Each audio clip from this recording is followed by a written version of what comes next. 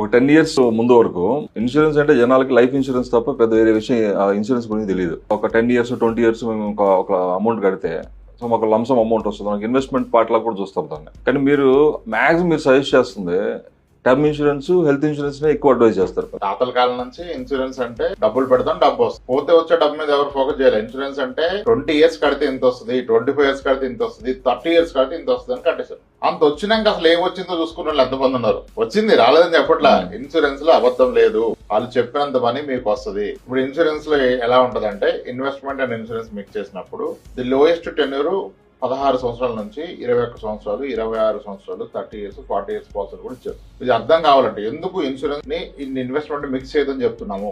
ఒక వ్యక్తి ఒక 21 years బ్యాక్ 21 years పాలసీ తీసుకొని ఇయర్లీ ఒక 5,000 రూపాయలు కట్టారు. అప్పట్లో 5,000 మంది 21 ఏళ్ళకి ఇయర్లీ 5,000 మొదలెడితే ఆ రోజు ఇన్సూరెన్స్ పాలసీ ఏం చెప్తుందంటే ఇది ₹1,00,000 లైఫ్ ఇన్సూరెన్స్ కవర్ ఉన్న పాలసీ.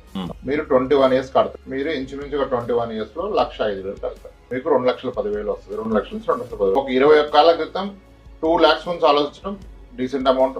అండ్ 21 ఏళ్ల పాటు కడితే ఎంత వస్తుంది? అండ్ డే 1 5,000 కట్టాక రేపు చనిపోయినా ₹1,00,000 కవర్ వస్తారు.